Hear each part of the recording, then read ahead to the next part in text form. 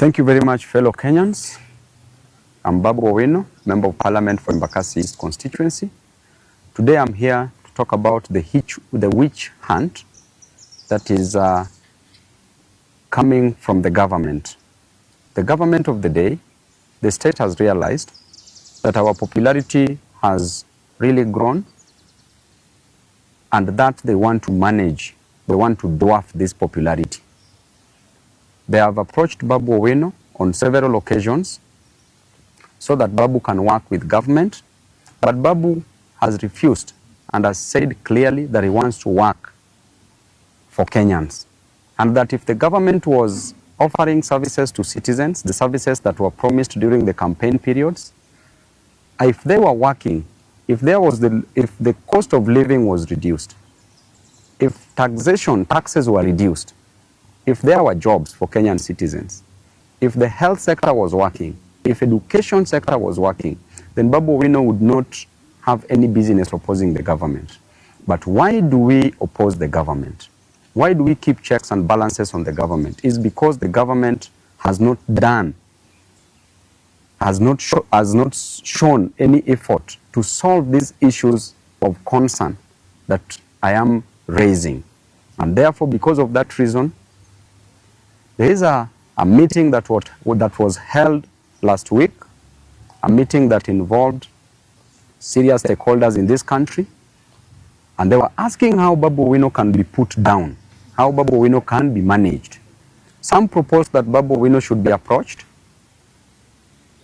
bought, bribed, so that he can support the government.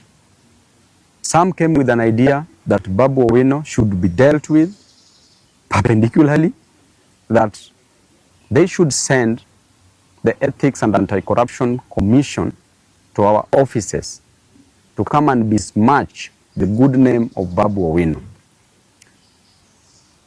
And therefore, I was reliably informed, information from very serious sources, that this week Eacc was to come visit us at our offices in Donholm, Greenspan Mall, 2nd floor. If not this week, then next week they are to come, or any other time that they will deem fit. And the intention is very clear, that we need to put Babu down. We need to tell the public that there are corruption allegations in Embakasi East office. And I want to tell you clearly that the Auditor General produced a report for all the constituencies, the 290 constituencies in this country. And the lady, you know how she works, she can't be bribed. If the government cannot bribe her, then Babu Owino automatically cannot bribe this lady, and she's been doing a great job. And the report was clear, and I want to read to Kenyans this report from the Auditor General. I want to go to the conclusion because this is a public document. Report on lawfulness and effectiveness in use of public resources. Conclusion. As required by Article 229, Sub-Article 6 of the Constitution, based on the audit procedures performed, except for the matter described in the basis for conclusion on lawfulness and effectiveness in use of public resources section of my report, I confirm that nothing else has come to my attention to cause me, the Auditor General, to believe that public resources have not been applied lawfully and in an effective way. If this report came from the Auditor General and it is a public document, then why does the government want to use Eacc to come and intimidate Babu Owino? I want to tell the Eacc that you are an independent body. Do not get involved in this politics. And by the way, the office is very open. Anytime you want to know about any project in Embakasi's constituency, we have done all the projects that we advertised in Embakasi's constituency. And there is a clear procedure on how the tenders are awarded in any public office. All the procedures as confirmed by the funds manager, as confirmed that all the procedures were followed. There is no any conflict of interest. None of my companies has been awarded any job in Embakasi's constituency. None of my friends' companies has been awarded in Embakasi East constituency because there's a laid down procedure on procurement process. And in the procurement process, in that committee, there's a person that comes from the public works. Public works is an appendage of the national government. There's a person that comes, there's a procurement officer that comes from Nyayo House under the Ministry of Interior. That is Office of the President directly. Who determines who is to be given what? And in this country, if you are in opposition, there's nothing you can influence, even if you wanted to influence. And therefore, if the government wants to come for me, I want to tell you that you've come for me severally. This is not any news to me.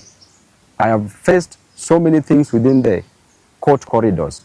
And now you have decided that you want to come just with an intention to soil, to pollute the otherwise good name of the best member of parliament in this country. Why would members of Embakasi East constituency vote to rank me as the best member of parliament in this country if there were fraud cases? I want to remind you that my mother did not give birth to a thief.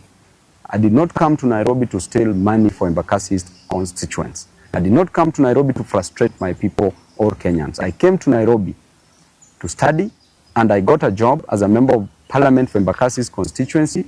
And therefore, my work in Nairobi is to work for my people. My work in Nairobi is to ensure that my people goes to school. Our children goes to school.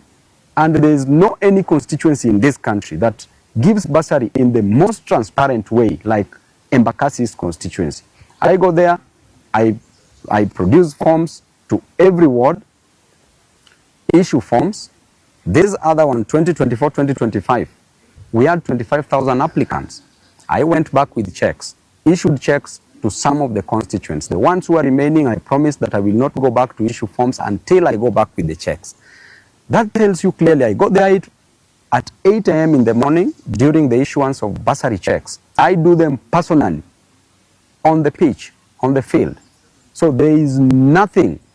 So Eacc, we know the officers that are being used, both at the national level and at the county level. You need to start investigating the county of Nairobi where money is stolen on a single second, single minute, single day, single month.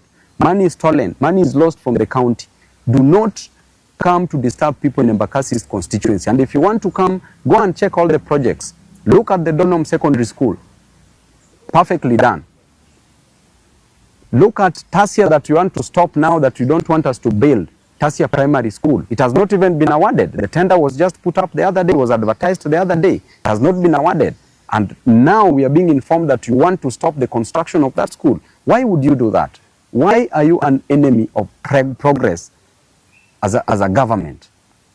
We were elected to work, and I was elected by my people to work, and I have an independent mind to work. I will not suspend my brains to support any other person, no matter how much you coerce me. It doesn't matter.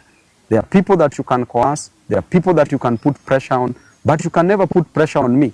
I know where I'm going, and I will reach there no matter what. It doesn't matter. And I want to tell you, the Eacc, keep off this war. This is not your war. Don't be used, don't be misused, don't be abused into doing things that is not within your mandate. Right now, why don't you go and consult with the Auditor General on this report? Why do you want to come and intimidate people in Embakasi's constituency? And after all, the much you can do is just to take somebody to court. What else can you do? So mwachane na upuzi na ujinga mingi watu wa Eacc. Thank you.